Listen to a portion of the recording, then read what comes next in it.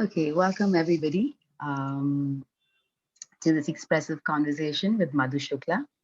I'm quite thrilled to have Madhu with us. This is the first year that Madhu will be training both at the PCAT and at the expressive body at SMART. And, I'm really excited to know more about her work and why she was drawn into this. And I think for me, and the reasons expressive conversations first started was really to look at the role of the arts and arts-based therapy during times of trauma. How can it be a space of support? How can it be a space of healing? So these are some of the things, Madhu, I'd love to talk to you about. But before I do that, I just want to introduce Madhu. I've known Madhu for at least 15 years Yeah. now. Yeah, Yeah. and I met Madhu as a young actor. She had graduated from NSD, and I was very impressed by her acting abilities and her presence on stage. And I was really excited to work with her. She is now a certified psychodrama practitioner and trainer. Okay, she believes in the power of creative arts to live and lead with creativity, purpose, and a sense of service. She's also a storyteller and a co-founder of By the River, which is a storytelling initiative that was started in 2014 and revels in taking the joy and power of stories to adults and communities. So the other thing that Madhu works on closely is she facilitates diverse groups, but one of the groups that she works with is with adolescent girls and helping them to transition into adulthood through creative arts-based processes and practices. And I do want to come back to that, Madhu, sometime later in the conversation, just to hear a But little bit, because I mean, one of the things that I feel very strongly and passionately about is the power of return.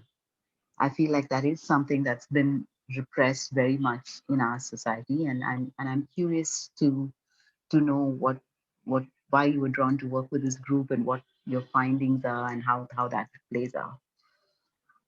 But before we go there, maybe you can just tell us a little bit about yourself and how you got drawn into psychodrama.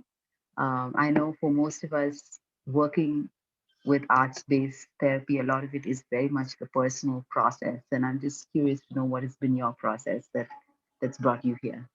yeah, yeah. Thank you, Brinda. Thank you for that warm welcome and my own personal both delight, marvel at the larger process that operates, as well as just an immense sense of gratitude for the opportunity, for me to kind of come back in a way and sort of be able to offer something that I've been journeying on back through Smart, and open it out to more people. uh, I think one of the things when I started when I was about 18 or 19, when theater happened to me, I was in college in Bangalore. And I think till then I was pretty clueless about myself. I think I was pretty clueless. I was going through the motions of life. I really did BCom because it was the most practical course to do. And my parents said that, see, with the BCom, you'll always have some job, you won't be unemployed. And science was not something I was drawn to, and arts was not an option. I mean, you only did arts like if you were, I don't know what. So arts was like a no-no in a way if you wanted to be a professional. So BCom seemed to be, and so I was really going through these mundane motions, and a theater workshop happened for me, and it just it lit a fire in me. I think it just lit a fire. I wasn't sure what that fire was.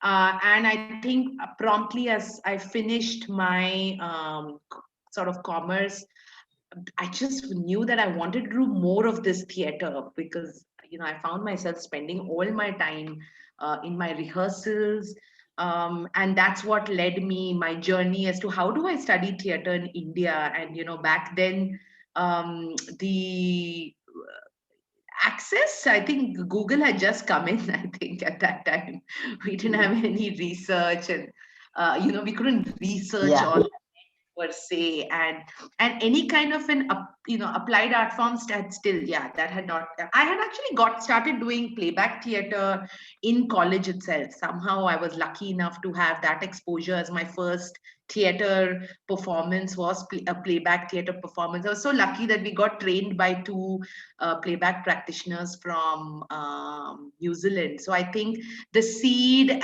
for the love and desire for applied theater and theater in the community, I think, was sown then. In hindsight, when I look back, because playback theater is very much inspired by psychodrama.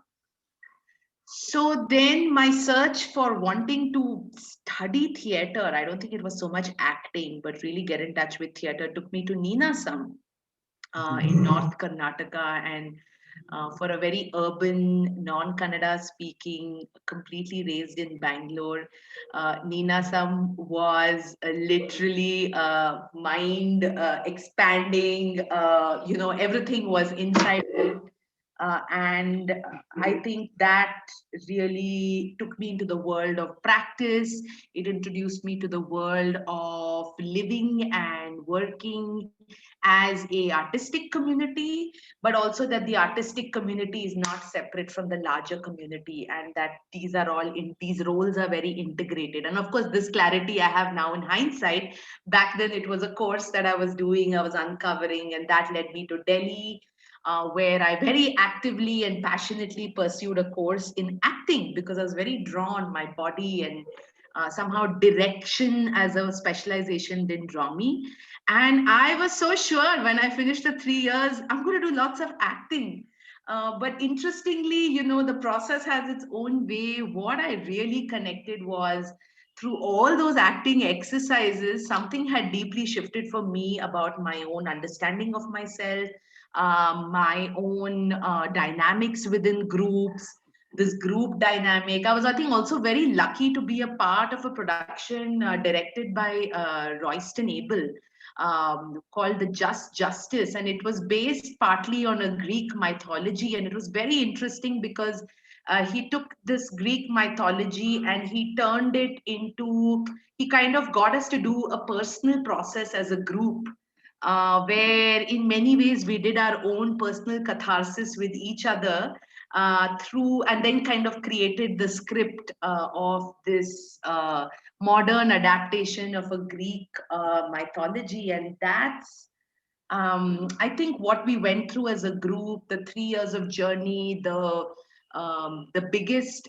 piece for me was around forgiving each other, and really coming together as human beings, despite all our goals and roles and ambitions about who we wanted to be as theater artists. I think all of that, that by the time I finished my final year, I was so determined that applied theater was where really my heart is. And that's when I came back and I really started afresh. I started afresh again. I said, okay, what does it mean to be an applied theater practitioner? And therefore, my journey started as working as a life skills teacher, a drama based life skills teacher. I was very clear with all the schools, I'm not going to be directing your annual production, but really I want a space to engage with young children, to really look at how emotional and social skills can be built, life skills can be worked through theater. A lot of guidance, of course, from my own mentors and teachers at that point of time, but kind of ventured into it pretty much on my own. And that led me to working with young people, which is where I had my first interaction with youth.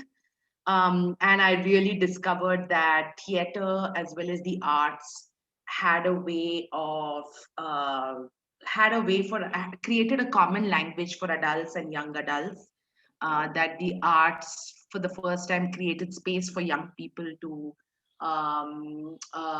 articulate and express who they are becoming, also articulate their own views and opinions about what's happening around them in their communities, which otherwise was not really given any airtime to in the kind of family setups we have in our country, and that young people do experience a lot of isolation in their growing up into this becoming of the adults.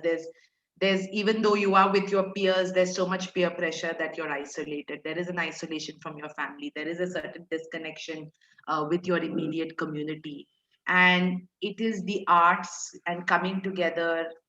In my case, it was these theater workshops that kind of got people together, and the sense of belongingness.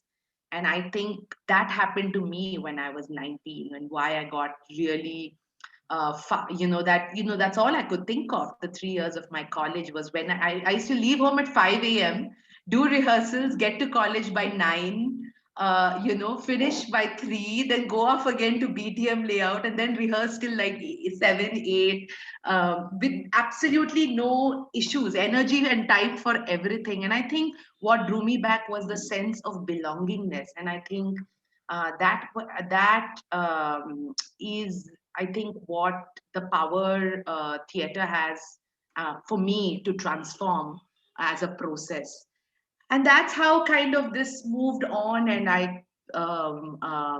so I was continuing to explore, life skills happened. I moved into leadership training, which I continue to do. I do consult with organizations to work with their teams on building more authentic cultures. And then I had this opportunity to go to Chennai for a 2-day psychodrama workshop that Herb Proper from the US was leading at that time, with no idea. I just had the two words, psycho and drama. And I said, I think this must be for me. I should go check it out. Little did I know that, it would be something that has so deeply now informs my work, my practice as an arts practitioner, as well as my philosophy and ethos.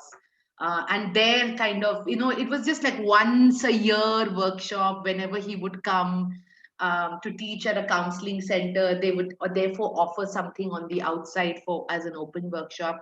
And that's how kind of my journey started almost 8, 9 years ago. And I think in the last 5 years, I think my training got intensified under Dr. Jochen Becker, who has been coming down from Germany for over 6 years now. And I think the most beautiful part about the training was to experience psychodrama as a running group process rather than, Mm. random modules. Yeah. But because psychodrama is triadic and group therapy is a very, very core component of, a purely psychodramatic process, the group is so critical. So understanding that group dynamics only happens when you yourself are a part and a process of a group that journeys. So I think our first group journeyed together for almost 4.5 years, and the group continues to journey in Bangalore. It's just that new members come, or the more senior members finish their exams and leave. So the group has levels of learning everywhere, and the group keeps running. So there is a Bangalore running group that continues to run, which now I train. I used to be a group member, and now I've kind of shifted my role as a trainer on the group. And I think, yeah, it's a blessing to be able to do it in the city that I grew up with, Sure. and to now in some ways give back. Yeah. Yeah. Thank you, Madhu. Actually, when you spoke, it really kind of took me down memory lane. And I just want to point out, of course, the similarities. I did my commerce and couldn't understand why. But I think I also remembered actually meeting you at Dream a Dream, crossing paths at Dream a Dream. And I feel like there Yes. is something about the arts, there's something about our sense of well-being and just being kind of addicted to it, because I remember leaving home at 5 in the morning and coming back at 8 totally satisfied.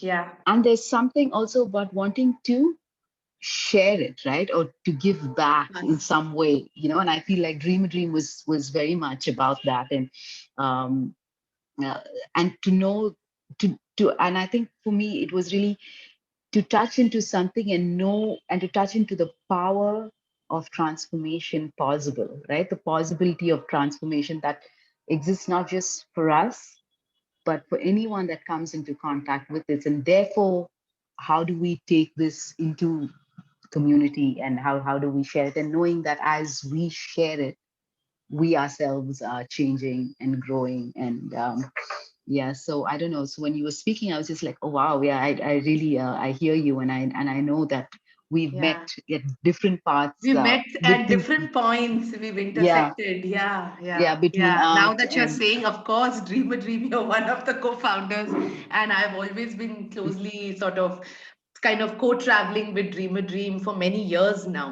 And just looking at the work that they've done, I think, in order to make arts very yeah, accessible, and using the arts to convey life skills, and not just as a method for students, but also as an organizational culture. And that's where my eyes open, saying, oh, it can be an ethos and a philosophy for the way an organization works, not just like a powerful technique to use. And yeah, I think so. I think we could have more yeah, of these such organizations that really yeah, stand for the social and emotional well-being in society. Yeah. yeah. I've so that I'm just kind of trying to think of about where to go with this, but I would like maybe if you could just tell us a little bit about the relevance of psychodrama, because I know that people who are in SMART, we've done drama therapy, we do dance therapy, visual art therapy, and we've touched sometimes some batches have had music therapy. We do Yeah. expressive art therapy, the bringing together of all this. And Yeah. I know that psychodrama, I've experienced it with Yoshin. Um, it really seems to have, I mean, it feels very powerful and it feels like a wonderful tool to work with groups.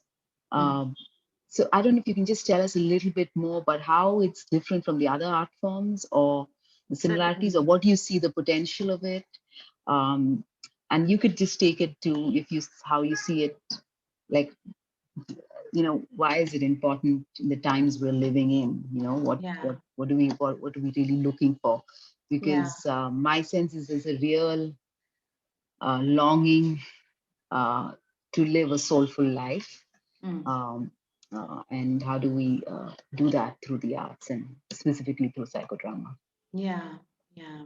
So, when I was in drama school, they would, it would always be that drama, theater is a composite art form because it includes Yeah, all the art forms we were taught, right? And in many ways, that's already one of my leanings to go towards drama. Because I'm like, oh, we can actually tie in all the different things, and it can be like the sutradhar between different processes. So that's one of the reasons why I was personally very drawn to psychodrama. But I think more than that, one of the biggest draws is that it comes as close to as the real life. Yeah, I take on a role of me in the past. I can become me when I was 8 years old. I can also become me right now at 39, and something that happened to me yesterday. And I can mm, also become me at 93. And what might it be for me to be at 93 and imagine what is possible, and to be able to, what we say is role reverse with everything that I see at 93. So I think this piece, and often, psychodrama is called as the rehearsal for real life. It's literally like a rehearsal. You can really reenact, re-experience mm, all kinds of moments. Yeah, they can be moments of trauma, tragedy, but also moments that you're grateful for, moments that have not yet been lived, moments that you're wondering how it will turn out. All of these, so one can recreate that whole world. And the group plays a very, very important role in kind of making that world come alive. But you are in charge of recreating that world. And the role of the therapist or the director in the psychodrama parlance is to kind of assist you in kind of recreating that world, entering that world, experiencing all that comes with it, because that experience is not from here. It's all the senses that are waking up. And through that experience, feeling a sense of possibilities, feeling a sense of expansion, or even feeling a sense of release. So psychodrama, in many ways, the goal of psychodrama is to sort of unleash every individual's spontaneity and creativity. And what is, I think, when we talk about psychodrama, what we mean by spontaneity is our ability to respond to old, nagging, repetitive patterns with a new solution that's working, Yeah. or to a new problem coming up with an adequate response to that. And all of this through a more action oriented format. The I think other reason why psychodrama is very unique, just chronologically. I mean, I don't. I must be honest. Chronologically, I've not studied movement therapy and all the other form, visual art. All these modalities.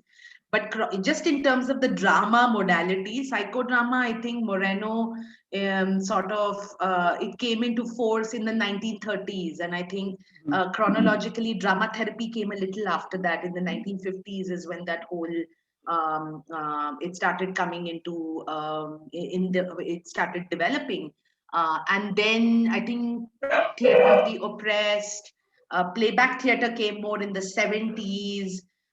Gestalt had already started happening in the 60s.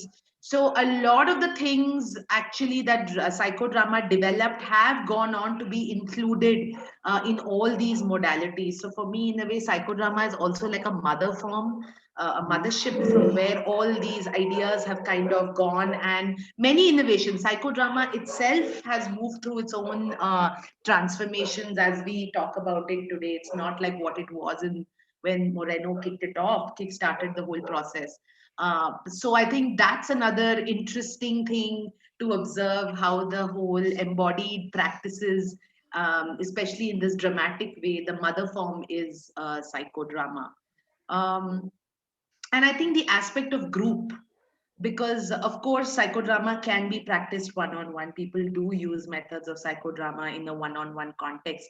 Its origins are in the group, and I think at that time when Moreno developed it, it was quite radical, because till then there was this strong belief around the therapist knowing all the answers, the therapist kind of leading and telling the patient what the patient needs to be doing to get better.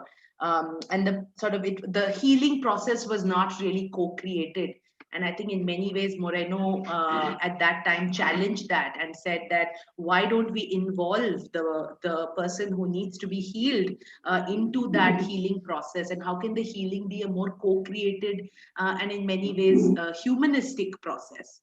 And therefore this idea of the group, and what I really feel very excited about psychodrama is how every member of the group becomes a healer unto each other as well as unto oneself.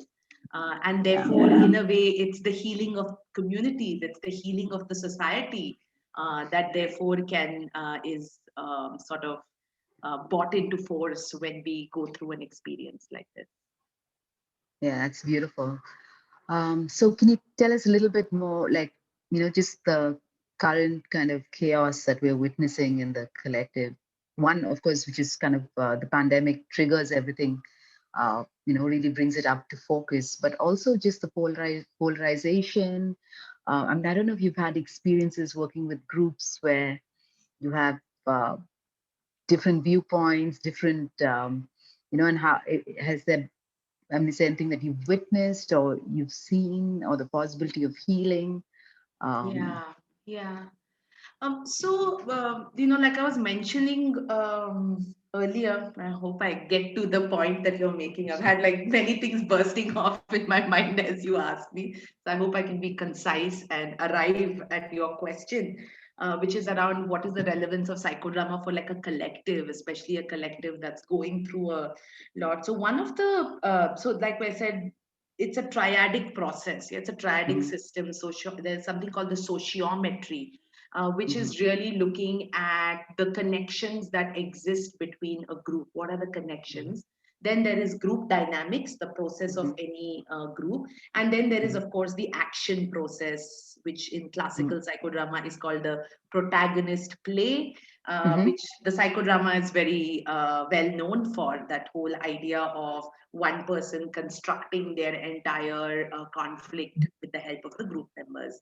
So I think this aspect of sociometry, I think the intention of why Moreno developed the sociometry, and sociometry means it's basically helping the group, mapping the energies that exist within a group. What are the current transfers of energy? And in psychodramatic language, it's called a tele. Mm-hmm. So the tele is the measure of connectedness of the members in the group. And a big part of a psychodrama process is this warm up. And what we mean by warm up is the group members warming up to each other. And I think this process is what then creates, the more there is a sense of connectedness. And connectedness does not necessarily mean that we all have to feel the same way about something. I think that that's when the problem comes in, when we want everyone to feel one way about something. That is not the measure of connectedness. The measure of connectedness is our ability to be aware of what is my energy, opinion, my draw, being aware that for all of us, the draw is at a different level right now. And do we recognize that? And can we hold that? Can we, in a way, tolerate that? Not even tolerate, hold it, hold the differences. So, for example, when a new group comes together, I may ask the group members on a scale of 1 to 10. I'm going to ask all of you in the new group, in a room. I'm going to say, imagine a line that runs from this end to the other end of the room. One end is one, which is I just don't like engaging with groups. I'm a very private person. I do not like to be seen by the group or to participate in the group. And the other end of the scale is, say, 10. One is not better, 10 is not better. But 10 is a position on the scale which is I thrive in groups. My best side comes out in groups. And I feel most excited when I am in groups. And then there are the gradations where 5 is a little bit of this and that. And then we ask all members to physically get up from their chairs, which again breaks a certain hierarchy when we sit on the chairs and there's one person talking. So we break that hierarchy in real space and have people line up based on where they feel with relationship to this topic. Yeah, and this topic could be anything. Sociometry could be taken on any topic. And then people kind of stand on these lines or on their positions. And then we have people share, why are you on one today? Or how does it feel to stand on one? And what does it feel like to stand on 10? Sometimes we say, you're on one. Would you like to say something to the one on 10? Do you want to ask them something? And sometimes people on one ask something to the 10, or is there something that the 10 wants to ask the one? So we can kind of go Yeah. through these different experiences that people are having around the same topic Yeah. in here and now. And I believe that when we do a sociometric process like this, what we are really building as a skill, as an attitude for people is that there can be differences. It is not possible for all of us to feel the same way, and it's okay for each of us to feel differently, and that this is also shifting. This is also shifting. Tomorrow I may do Yeah. this exercise and you may feel completely different. So really making people present to themselves in the here and now, and not just Yeah. assuming that this must be true for everyone. It doesn't, Right. it's not true for everyone. And Yes. And everyone experiences life differently in the same moment. yeah, and I think something about all of that being held in the same circle or the same Yes. space can also be quite healing, right? If Ex- you see the differences are really also held, Held. and Exactly. the The and the polarities differences, are yeah, held. It's yeah, okay. And everyone feels seen and heard in their own unique position. yeah, And also that you have a choice to even express your position. Yeah. yeah. And many times it's difficult for people to even sometimes come and stand, because the act of standing up from my chair So and taking a physical position itself is a very radical yeah, action. Seemingly Yeah. simple, but a very strong. There was this thing, I don't know if you must have probably seen it. There was this piece a few years ago, it is called that the privilege Yeah. questionnaire, and there's a Yeah. video that happens, They right? move Take up a and down. step, Yeah. which is Yeah. sociometry. That's Right. essentially sociometry. In physical Yeah. space, we take a position and then we see what the implication of that is. So Right. I think this whole idea of sociometry has possibilities to, I think, really build a different kind of awareness of how we are in social contexts, and how do we create space for each other. I think this can be learned as a behavior, I feel, Yeah. when we practice sociometry in groups. Yeah. Absolutely. Yeah. Have you, is there any kind of healing experiences that you can tell us about? Because as you were talking, I kind of remembered in one of the groups that I ran, there were people from two different communities. Mm. And at a point when there was a lot of strife between these communities, and one of them entered a process and she actually embodied the other community, and she just broke down in tears, and it was deeply moving and deeply healing for all of us witnessing as well, like Right. how much of the other we hold within ourselves, and Yeah. really so I'm just wondering if there's Yeah, I mean, that anything. what Yeah. you shared, Brinda, reminded me of a socio-drama exercise that we had done. Mm-hmm. So, psychodrama is very individual oriented, yeah, Mm-hmm. but Mm-hmm. socio-drama looks at challenges faced as a social system, Right. yeah, which is Yeah. also an aspect of psychodrama. And in that, what Mm-hmm. happens is the group selects a topic Mm-hmm. that they feel is bothering their society currently. It could be an article from the newspaper, and I think Mm-hmm. we had done it. This reminds me of an exercise around the whole ruling about Kashmir that was passed just like very recently, not too long ago. And it was happening. It was around the time it was happening, and we said let's explore that. And I remember that we had, so the group basically, there is not one person taking on the role, but a group of people become, for example, people who live in Kashmir, people who are from Kashmir but don't live in Kashmir, other people Mm-hmm. who are not residents of India but not living in Kashmir. Then there was another group of people which formed the government system, the local, the central. So we had these little groupings. Mm-hmm. And then we kind of start to play that out. Everyone gets into their role, and we kind of, the dynamic started to play out. So, with people getting into the roles, people have an opportunity to get into the so-called heroic roles, but Mm-hmm. also get into the more villainous roles, and also Mm-hmm. the oppressive roles as well, Mm-hmm. the oppressed roles as well, the roles of those who like to sit on the fence, the roles of people who are sort of manipulating the entire agenda. And once people have really gotten into it, and it's perceptible, the energies, and Mm-hmm. people are really getting emotional, and the emotions are real in that moment. The anger is real, the desperation is real, the hatred becomes real.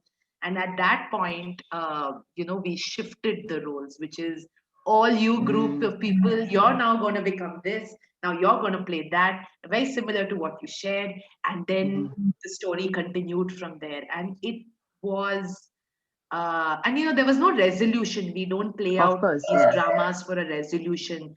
The Right. idea is get into that body, get into that sensation, and what is it like, and that's the encounter that Yeah. Moreno talks about, of Yeah. really experiencing yourself from the eyes of the other.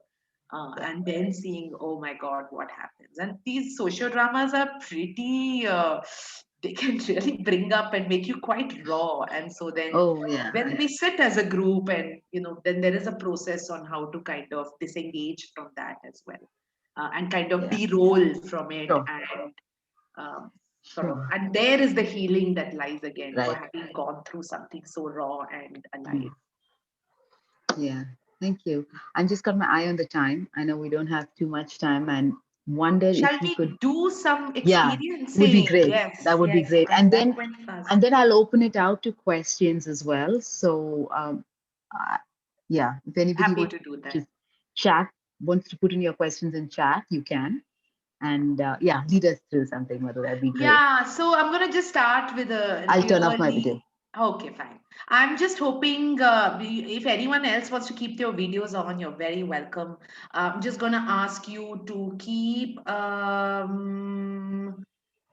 let's see. Just keep a notepad and a pen handy because we're not doing like a workshop right now. It's just something you can experience on your own. Just keep a notepad, pen, pencil, something handy, something you can draw in. I mean, if you have your sketchbook around, great, grab that. Um, let's see. We're just going to do a little check in with ourselves. And this comes, like I said, from the world of sociometry. And just sit down wherever you are. It's the end of the day. We're pat bang into the center of the week, end of the day. And just notice your body and just take a moment to check on a scale of 1 to 10, how are you physically feeling right now? Where 10 is like, woohoo, absolutely, I'm energetic. I could go out for a party right now. I have so much energy. I could meet a group of people. And you know, I'm like gung ho, high energy. It feels like my day has just started. And one is, oh my God, I can barely move. I feel as dead as a rock. If rock is dead, yeah, but I feel like really sucked out, blown out of energy. So just make a mental note for yourself on a scale of 1 to 10.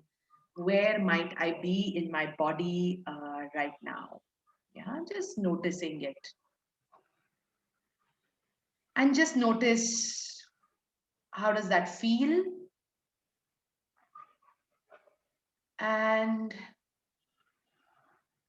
and of course, if we were in a group, if this was a workshop, I would ask all of you to just share, how does it feel? Which is your number?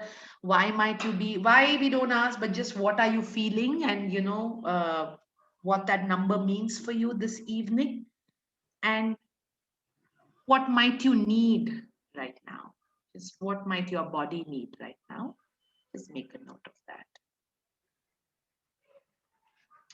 And of course, when this is shared as a group, it's a very rich conversation. It allows us for a way to connect with each other. But should you want to put it in the chat window, go ahead. This evening, I'm on a number 5 because so and so and so. For example, let me say, where am I this evening? I'm actually on a number 8 right now because I am here and I'm engaging, and you know, I'm in a group, and I'm the main speaker, so I sort of whipped up my energetic presence, and I feel number 8 as well because I started my day with a good, with a restful sleep, and yeah, and I've been drinking a lot of water, so I feel I'm at a number 8. What might I need right now? Maybe I need to breathe a little more and slow down, is what I'm feeling, so I can make space for your questions to emerge, because when I'm excited, I'm bursting with things to share. I'm like, da, da, da, da. So maybe I might need a little bit of breathing to just allow more energy from your end to come in. Lovely. I'm just seeing some more. Beautiful. Yeah, I'm just opening the chat windows. I'm a 6, Nitya. It's been an exhausting day. Wonderful. Just connect with what might you need right now. I'm a number 5, feeling drained because of the work. Oh, Prabjot. And you need physical affection and reassurance. Thank you, Prabjot, for sharing that. Niti says I'm at a 3. I have a headache and I need to wind up my rather long day. Thank you. Thank you for checking in. So yeah, so that's just one way to just check just where you're feeling, how you are right now. And just sit back, take a few breaths. We're going to do a bit of a visualization. Thanks. Oh, Atmika, oh gosh, okay, you have a headache too. So that's, I think, you and Niti have something in common there. Both of you are experiencing a headache. And it's feeling to be better here though. Fantastic. So just thank you. Thank you, those of you who decided to share this. And now that we're in touch, just notice how you're feeling right now, having done this very brief check-in. Just notice how does it feel even to have acknowledged it, um, to have heard some people share, just listening to others share what might be shifting for you in this moment in your body right now. Because I think what psychodrama does is if we have an opportunity to concretize, something is happening and psychodrama allows me to concretize it, and the act of concretizing itself shifts something inside me. So just make a note of that for yourself. Now, 2 deep breaths. I'll take it.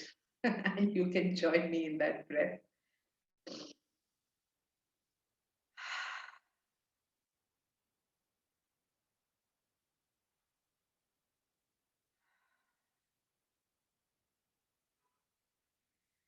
And you can close your eyes. And I want to think of you to remember a family portrait or a family photograph that you are familiar with. It's quite possible the family portrait is up somewhere in your room where you are right now, or if you're at your home. Maybe it's a portrait you carry in your, some people like to carry it in their wallet. Or maybe you just sit back and try to remember one photograph from your childhood. Don't worry about what it means. Just like it just popped up. Like, yeah, if you're asking me about old photographs, then here's a portrait that comes alive. And just see this photograph. Yeah. So I'm connecting with a photograph, a random childhood photograph that's coming up for me. And just let this photograph emerge on the wall of your mind. And just notice who's present in this photograph. What are you feeling? And who is in it? And any kind of a frame that it has, the location of this photograph.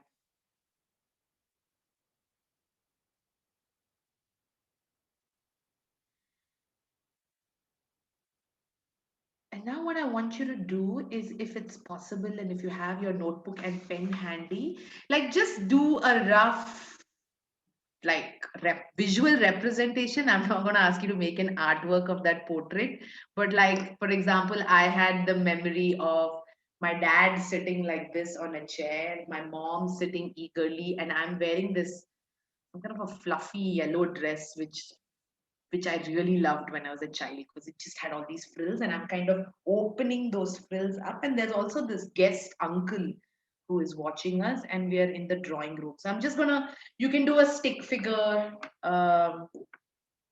just kind of have a visual representation of all the members.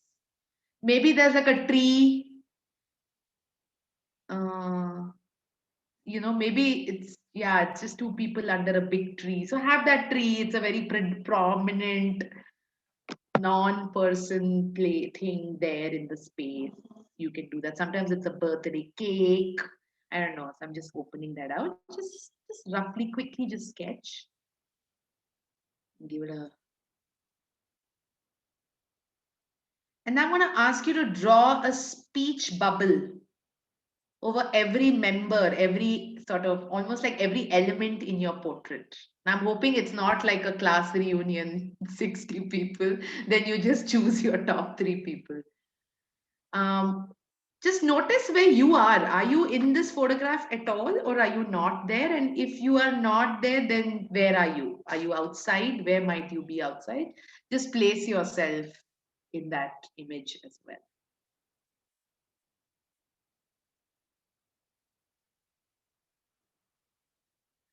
And in the speech bubble, what is this person saying? Just when you look at this photograph, what is this person saying? Just write, like just one line. Like my dad might be saying, maybe my dad must have been saying at that time, I hope I can provide my daughter a great education. Maybe I'm just guessing, yeah. And my mom saying my daughter is the most beautiful girl in the world. And maybe the uncle is like, oh, look at this child is so talented dancing away. And I'm probably saying, I'm so happy in my yellow frilly dress. I mean, this is my thing, right? I'm just kind of using my example. And just look at this photograph and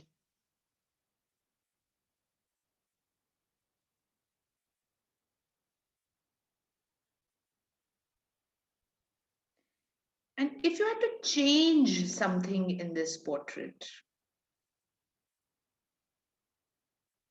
what might you change? Maybe you want to bring someone closer. Maybe you want to take someone a little further away. Maybe you want to change the order in which people are sitting. Just take a moment and see if you wish to change something.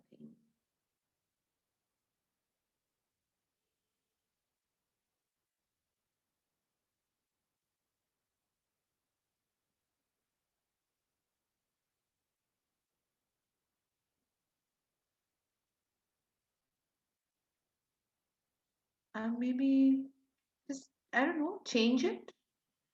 I don't know how you're gonna. It's a visual thing. We're using the visual medium right now, so I'm adapting it for our,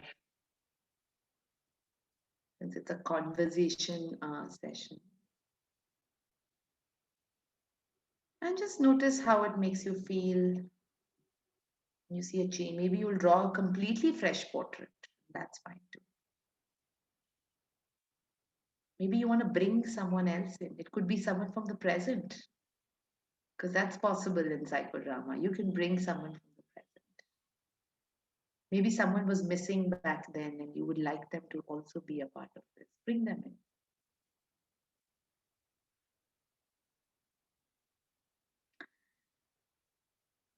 And I know it's time, so I'm kind of sort of hurrying you up through this. Um, if you had to give this a title, what would the title be for this new portrait?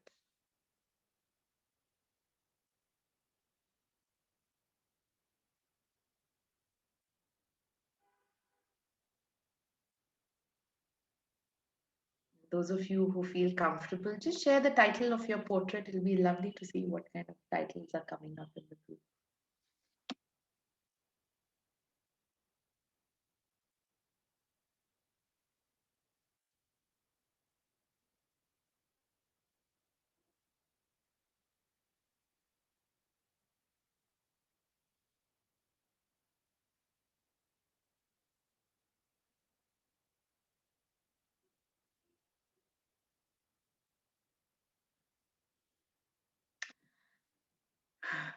Oh, what a wonderful world.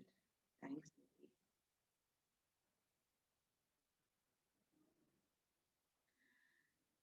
So while some of you are still reflecting, Papa ki beti. Thanks. Try not to flash. I might close my eyes. Unshakable. Thanks, Africa. And just, yeah, I'm just going to let this exercise a brief experience of roles. We are the change. Beautiful.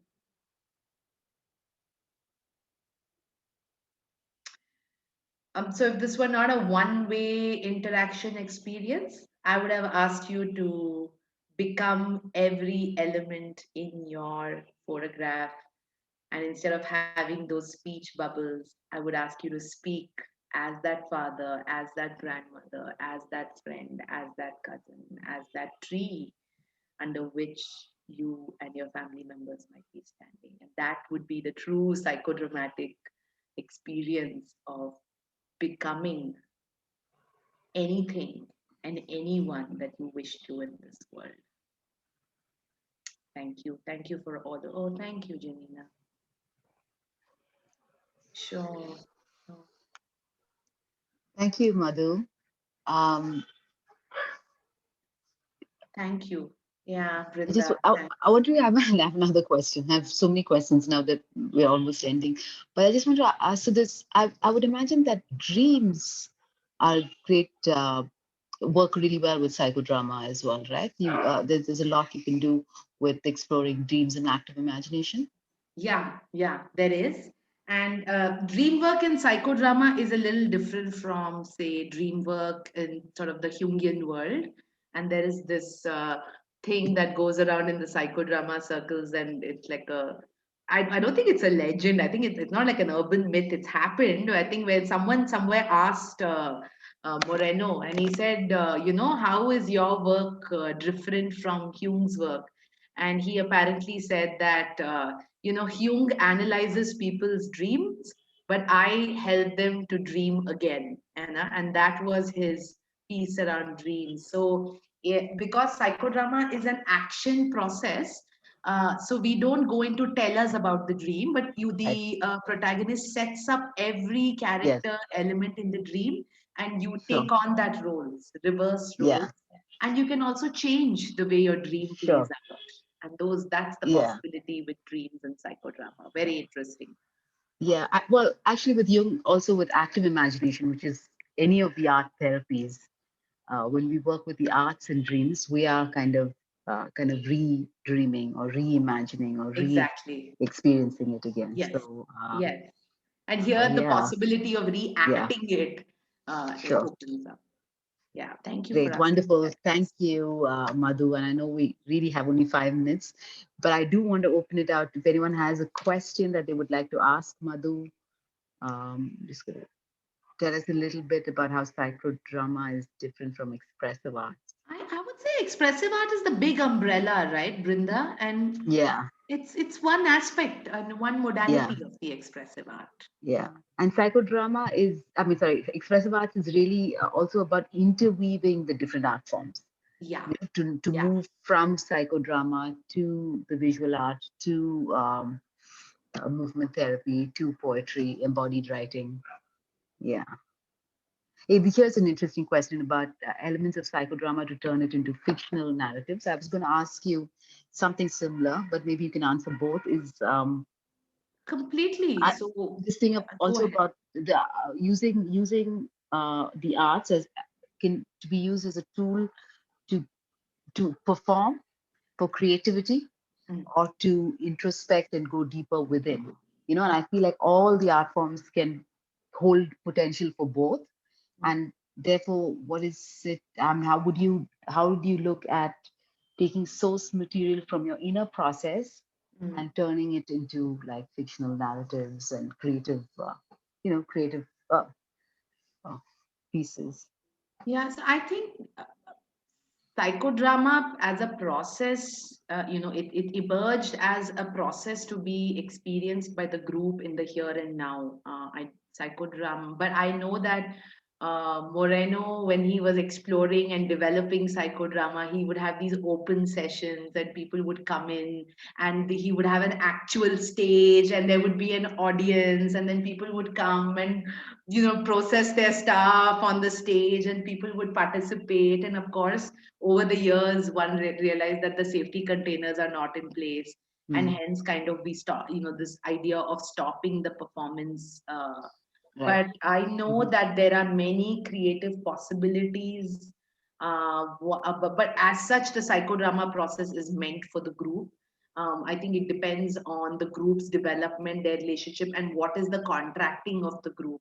And if there is a piece that the group wants to, after a certain level of engagement, and that they feel like they would like to put together something, I think the possibilities are tremendous to creatively explore performance pieces. But I think that has a lot to do with what is the purpose of the group, and And how how it's is the set up. group contracting, what is the alliance, Sure. working alliance. I think that's what it is. But traditionally, they, as we learn it, it's not meant to be performed. It Right. is something to be experienced by the group. Right. Got it. This last question from Prabjot. Can you read it? Or? I'm just opening the chat. Just curious how we're talking about social. I'm wondering if it's truly possible for, let's say, someone from a group of oppressors to embody the experience. Yes, yes. I guess in a psychodrama process, we may not use the words oppressor and the oppressed. That comes from a different school of work and a different pedagogy. But in essence, yes, I think that's possible. So even when we look at a family setup, we have mother, father, teenager, and if that's the topic that the group wants to explore, family dynamics and how to handle difficult teenagers. All right, great. Here's a group of difficult teenagers. Here are the mothers, here are the fathers, here are the grandfathers, and here are the boyfriends and the girlfriends who really are making life very difficult for the parents. Yeah, and then we play out those dynamics, and then we say, okay, now the parents, you become teenagers, teenagers become parents, and we continue this story. So so we're not really labeling them as oppressors and oppressed, but just saying what is the scenario that we want to explore, who are the elements in this scenario, and we move through. Everyone has, in an ideal situation, gets to walk through every part as this narrative continues, or also reimagine things from different lenses. So yes, very much, Prabhu, very much possible. Thank you, Madhu. I just want to really thank you. It was so great. It's always a pleasure to listen to you. You're so articulate and so, Well, thank you. I mean, you're so passionate and dynamic, and I can really listen to you forever. So thank you for Oh, doing this. And thank you for stopping exactly at 8. So that's really been fantastic timekeeping as well. thank Um, you. just for those of you who are here, if you'd like to experience Madhu deeper, she's doing an open workshop. Not so she is on the faculty for both our FECAT program and the Expressive Body program, but she's also doing an open workshop for those who may be interested. I'm not sure when it is, but I think Satvik has put the link in the chat. April. Yeah, April. yes. So do sign up if it interests you. Yeah. Yeah. So, Thank and you. thank Thank you you. everyone for being here on a Yeah. Wednesday night. Thank you, Brinda, for Yeah. having me come and talk about something I love for an hour. Thank you. Thanks, guys, for coming on a Wednesday night. And it's really great to know your interest in this work. So we'll see you soon for the next expressive conversation. And nice to see Can a I few ask a faces. question? Yes, sure, Ala. I'm interested to know if the workshop is online or is it in presence? All The the all the 101 like workshop. all the 101s are online. They're all on Awesome. Zoom. So psychodrama is online. Yeah. For You're now. you're frozen, Ala. You can't. Yeah. Okay. Yeah, I heard you. I heard you. Thank you. Yeah, Okay. for now. For this year, I Thank think. you. Oh, thank you for logging in from around the world. Thank you for all your lovely messages in the chat window receiving. Yeah. Okay. All Bye, right. everybody. Good night, everyone. Good night in Bangalore.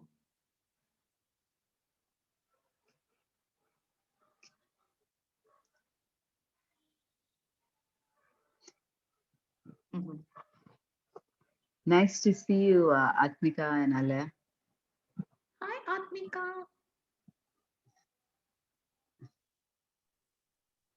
Nice Ooh, to see Atmika. you too, Vrinda and Madhu. Hi. Hi, hi. Very lovely conversation today. I'm so happy to be here. Vrinda, So I glad you will could. see you soon. I've been trying to get in Yes, touch with you, but I must I not know. I'm unmute you. so, but come and meet me. And also, just write to Satvik. I've just been so madly busy that I've not had a time. But write to Satvik, he'll organize it and we can meet up soon. Or just drop in, actually. Yeah. Yeah. Okay. See you soon. Is it? Okay, okay. Bye. Thanks, everyone. Bye, Bye. Madhu. Thank you. Bye, Atmika. You're welcome. Ala's frozen there. Thanks, Madhu. Thank you